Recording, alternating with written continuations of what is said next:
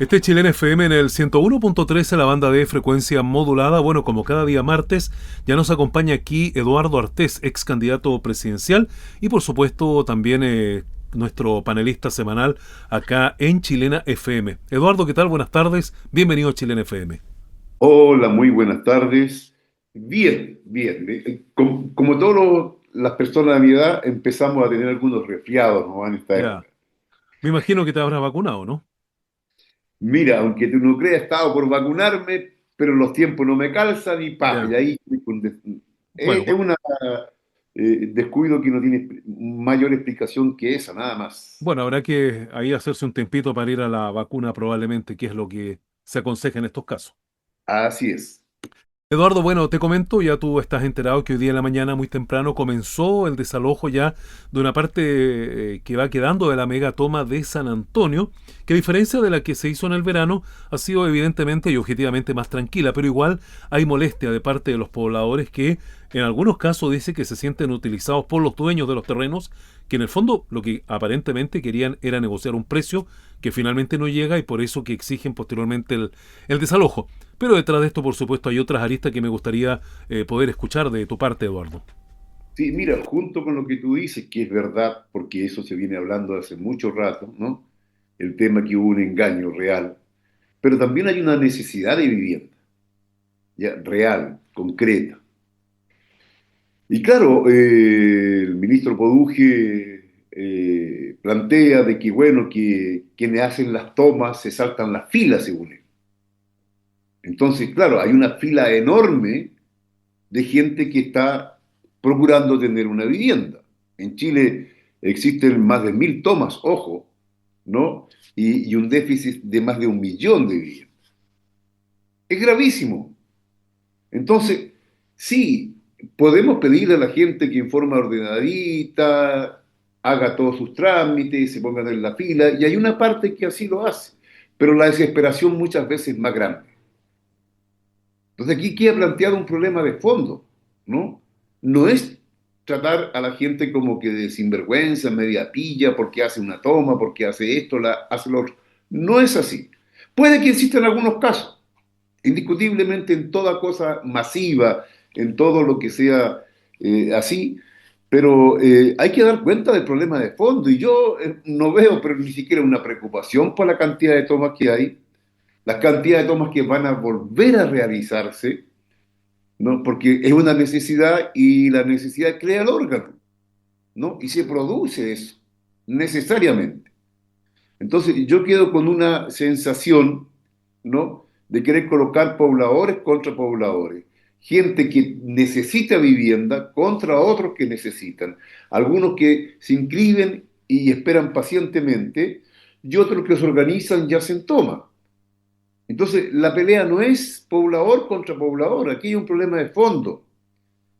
Y eso yo quisiera plantear como elemento esencial en la discusión. Bueno, referente a eso, obviamente que habrá que ver mucho más. Obviamente el desalojo continuará, habrá que ver cómo evoluciona. Pero quiero llevarte a otro tema, Eduardo, que tiene que ver con este terrible terremoto que ha afectado a Venezuela y que ha dejado ya centenares, más de 1.000 víctimas fatales y muchos desaparecidos. Y también han comenzado a llegar ahí distintos grupos. ¿Qué opinión o qué información tienes tú respecto de esta materia? Salió de repente una discusión también entre un grupo de socorristas norteamericanos y Diosdado Cabello, ¿ya? Y había un grupo grande ahí, ¿no? ¿Y por qué? Entonces Diosdado Cabello le decía que no podía caminar en esa dirección porque se iban a empantanar, no sé qué. Ah, bueno, al final entraron en cordura. Pero ¿hacia dónde voy? En la actualidad, hoy, el gobierno norteamericano tiene colocado un precio a Diosdado Cabello, 25 millones de dólares.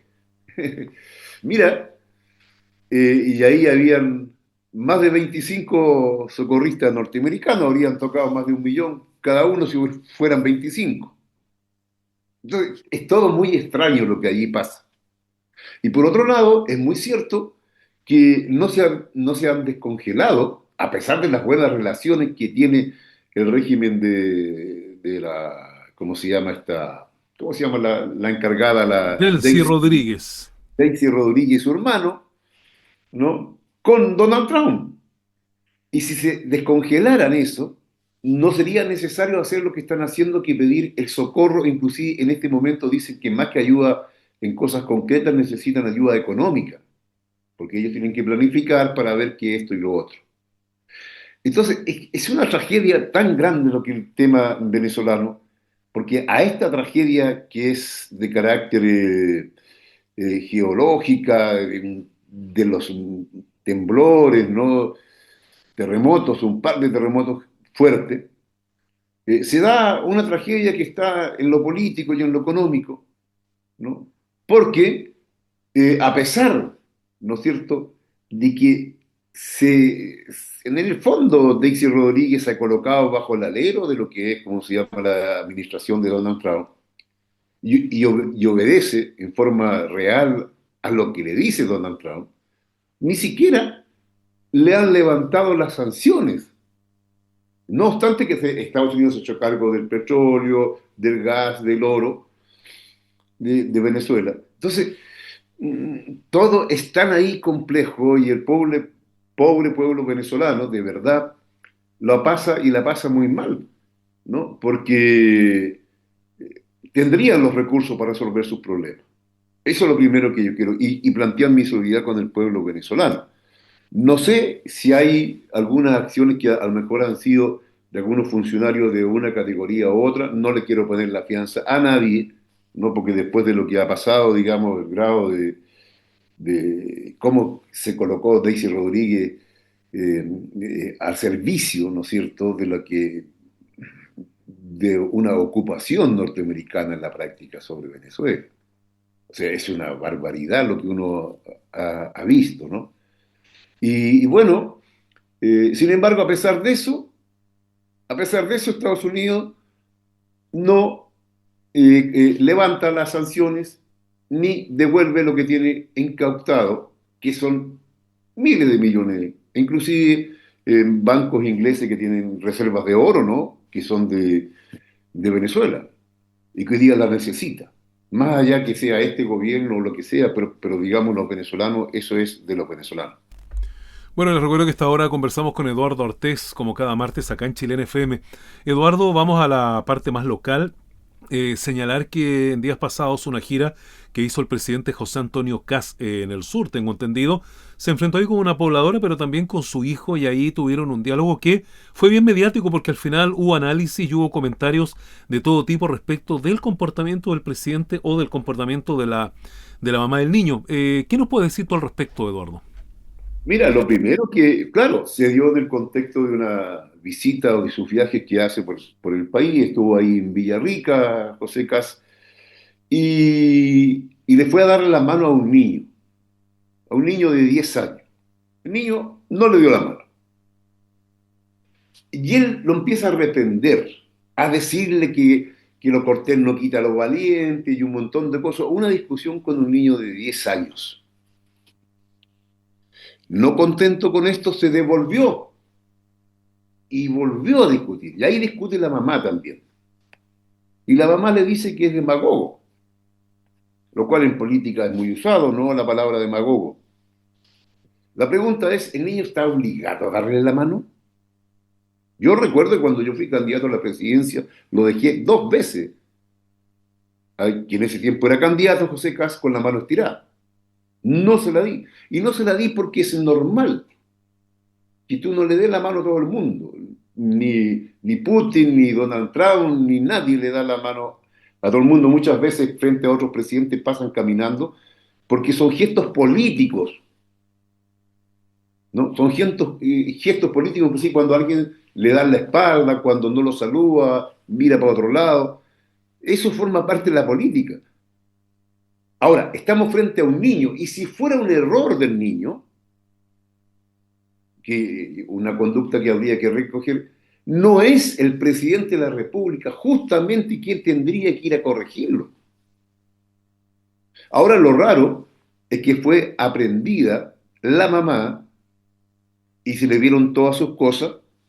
En consecuencia, que esa es una señal muy mala. O sea, quien confronte al presidente va a ser revisado, va a ser aprendido y revisado, digamos, en su situación.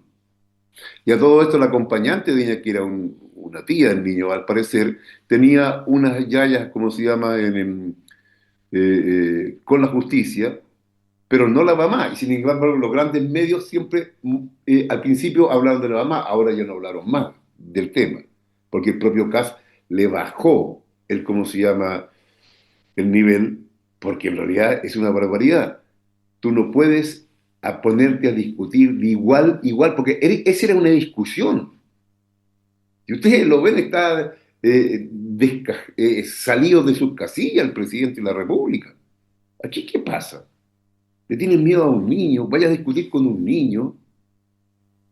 ¿Qué espera el pueblo en general? Yo creo que es una señal que hay que tener en cuenta. ¿Ah? No es No es normal normal. que se discuta de esa manera con un niño.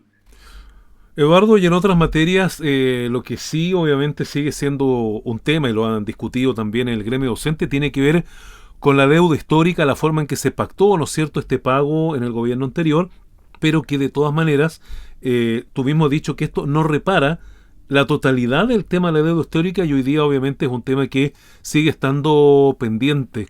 Y también se agrega a esto cómo se ha tratado el tema de la deuda del crédito con aval del Estado, conocido como CAE, que son dos hechos ahí que de una u otra manera se relacionan por la responsabilidad que obviamente el Estado tiene que ver con esto. Así es, el Estado tiene una responsabilidad. Es cierto que existen administradores del Estado. En un momento estaba Boric, hoy día está Kast. Pero el Estado como Estado no, no soluciona y no responde cuando le corresponde responder. La deuda de los profesores, que fue justamente en un traspaso que se pasó de lo que es del fisco a las municipalidades, y no se los pagó un reajuste, estamos hablando 1981, a los profesores que estábamos ejerciendo en ese momento, y que, ojo, hoy día alcanza más o menos cerca de 60.000 profesores todavía vivos, ¿no? Y el Estado no respondió a eso. Hizo una ley, algo para hacer un bono reparatorio de 4,5 millones dividido en dos, que comenzaba con los profesores de arriba de 82 años. ¿Ya?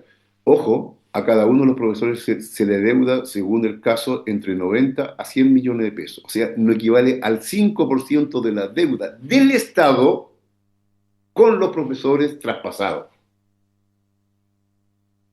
Y se le da un bonito ahí, bueno, muchos lo aceptan como es normal, porque hay una situación material económica complicada. Los parlamentarios que hoy día apoyan que los deudores del CAE tengan que pagarle al Estado, es decir, los parlamentarios que hoy día están en el gobierno, fueron los mismos que no querían ni siquiera que se pagara ese bono. Ok, entonces, el Estado puede pasarse por cualquier lado las deudas que tiene con la población. Nuestro Estado, porque al fin y al cabo el Estado que nos administra todo, ¿no? Pero ay, si un particular les deba al Estado, ¿qué es lo que es esto? ¿Frente a qué situación estamos? ¿Cómo se ve? ¿No? Porque a los profesores nos deben la deuda histórica. Y yo creo que es el momento que todos le exijamos que se nos pague la deuda histórica, porque ese fue un bonito para mantenernos tranquilos.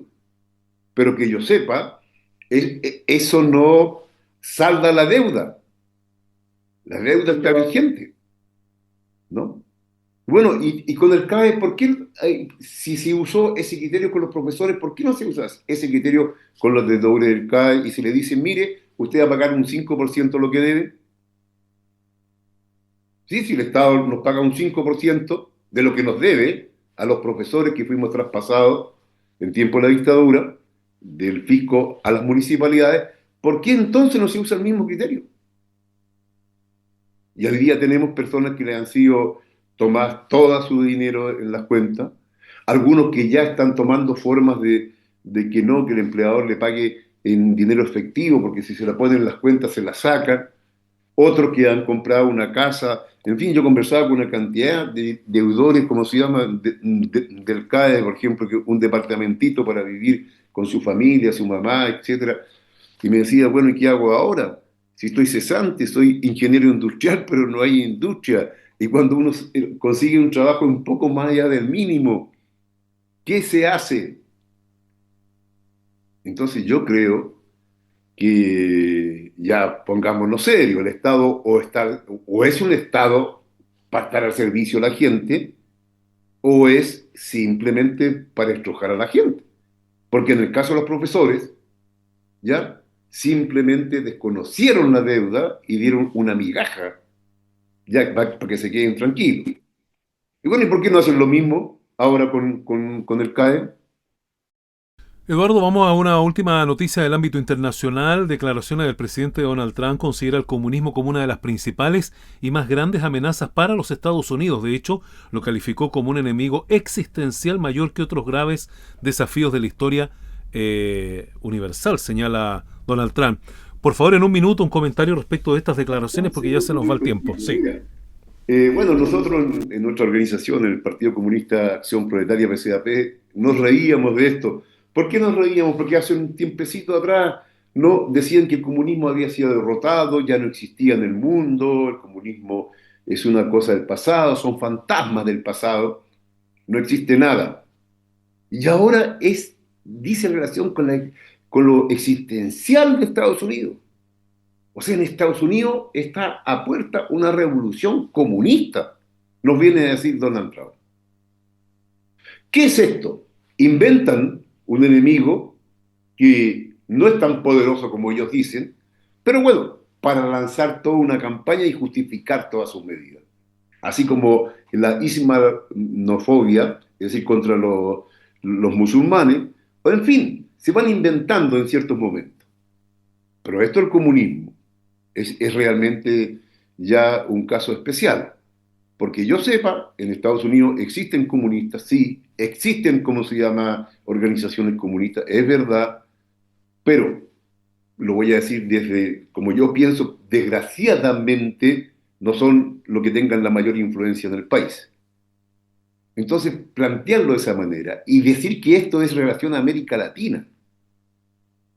Aquí en Chile, por ejemplo, existe el Partido Comunista Acción Proletaria, que somos comunistas, marxistas-leninistas, y existe un partido que se llama Partido Comunista de Chile, que la verdad las cosas que asumió las posiciones del viejo partido, del post-partido obrero socialista, por eso que aparece cumpliendo 114 años, porque de verdad debería aparecer cumpliendo nada más que 104 años, o sea, aumentó 10 años, pero 10 años que era de un partido que no era comunista como el POS. Y al asumir eso, asumió esa ideología, esa forma de organización y esos planteamientos últimos. El propio Recabarren los desechó. Bueno, lo que quiero decir es que en Chile, los comunistas, desgraciadamente, también somos todavía muy débiles. Es verdad. Pero acusar a quién, al Frente Amplio de comunista, acusar al PS de comunista, al PPD, o sea, ya con esto es realmente fantástico. Yo creo que no está alucinando Donald Trump, está buscando, creando en forma artificial un enemigo para irse a cazar a ese enemigo y tener a todo el mundo entretenido con una campaña anticomunista feroz. Bien, Eduardo, te queremos agradecer tu participación. Esta semana nos vemos la que viene, ¿eh? Bien, un abrazo grande. Bien, pues seguimos hasta ahora con nuestra programación en Chilena FM 101.3.